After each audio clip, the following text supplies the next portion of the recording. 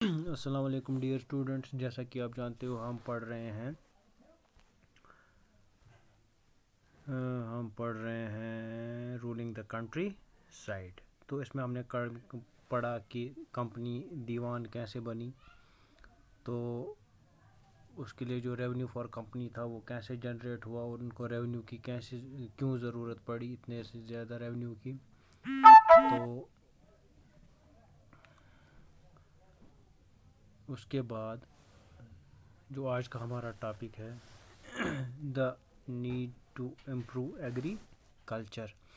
Agriculture کو improve کرنے میں، ایگریکلچر کو سدھارنے کے لیے ضرورت کیوں پڑی. ٹھیک ہے، the need to improve agriculture. جو ایگریکلچر تھا،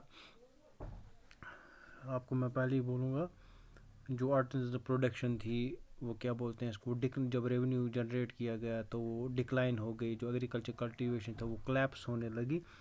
تو اس کے بعد کیا ہوا، the need to improve agriculture. اس ایگریکلچر کو امپروو کرنے کی ضرورت کیوں پڑی. Why was there need to improve agriculture. جو ایگریکلچر تھا، ایگریکلچرل لینڈ تھا، ایگریکلچرل پروڈکشن تھی، اس کو امپروو کرنے کے لیے، اس ضرورت کیوں پڑی، کیا ضرورت تھی کہ ایگریکلچر کو امپروو کرنا تھا. In 1793 the company introduced the permanent settlement. کہتے ہیں جو یہ ایسٹ انڈیا کمپنی تھی، جس کو دیوانی رائٹس بھی دیے گئے تھے، جس کو ٹیکس کلیکٹنگ ڈپارٹمنٹ بھی بنایا گیا تھا. دیوانی مطلب جو ٹیکس کلیکٹ کرتا تھا فرام دا لوکل پیپل. تو 1793 میں جو یہ کمپنی تھی، یہ ایسٹ انڈیا کمپنی، اس نے یہاں پہ انڈیا میں کون سا ایک پرماننٹ سیٹلمنٹ انٹروڈیوس کیا. In 1793 the company introduced the permanent settlement. 1793 میں اس کمپنی نے یہاں پہ پرماننٹ سیٹلمنٹ انٹروڈیوس کرا. تو اس permanent, what is this permanent settlement, یہ پرماننٹ سیٹلمنٹ کیا ہے تو وہ پڑھیں گے نیچے. By the term of the settlement, the Rajas and Talukdars were recognized as zamindars who were asked to collect rent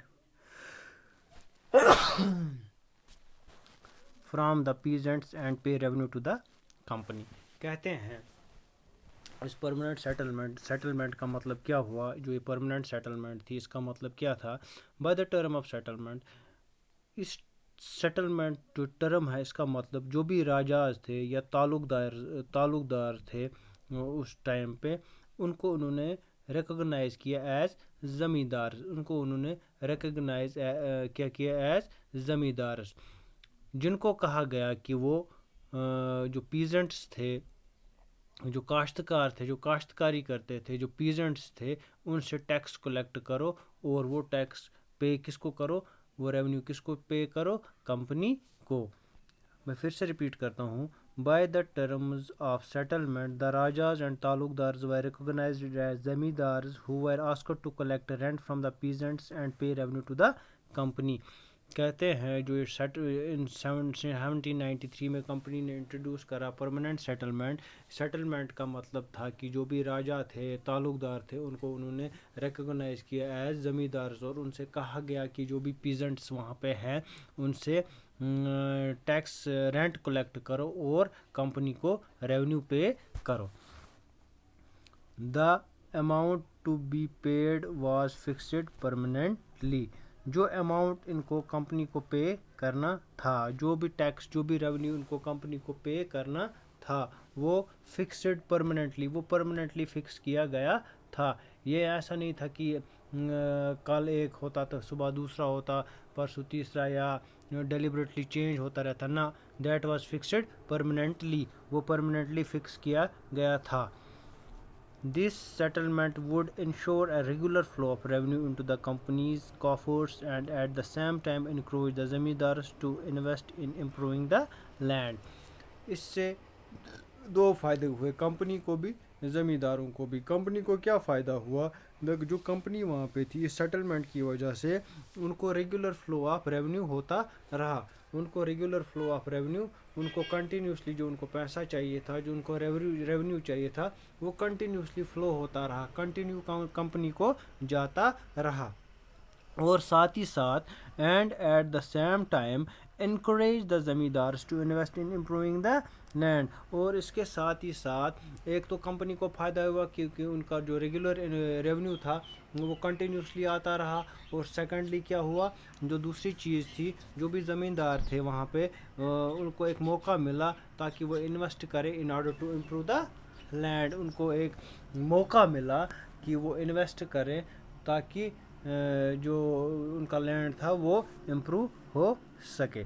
ठीक है, तो ये थी नीड इम्प्रूव ऑफ एग्रीकल्चर की। सबसे पहले अब हम लंप सम में शॉर्ट में अब बोलूँगा जो एग्रीकल्चर इम्प्रूव करा गया, ये किस लिए इम्प्रूव किया गया, ताकि जो भी राजाज थे, परमानेंट सेटलमेंट इंट्रोड्यूस हो गई, जो भी राजाज थे, ताल्लुकदार थे, उनसे कहा गया कि वो उनको रिकॉग्नाइज़ किया गया एज ज़मींदार। और उसके बाद उनसे कहा गया कि जो भी पीजेंट्स हैं उनसे आप रेवेन्यू ये रेंट पे कलेक्ट करो, उसके बाद कंपनी को रेवेन्यू पे करो। इस परमानेंट सेटलमेंट से क्या हुआ, कंपनी को कंटिन्यूसली क्या बोलते हैं इसको, जो भी ईस्ट इंडिया कंपनी यहाँ पे आई थी, इसको कंटिन्यूसली इसको रेवेन्यू फ्लो होता रहा।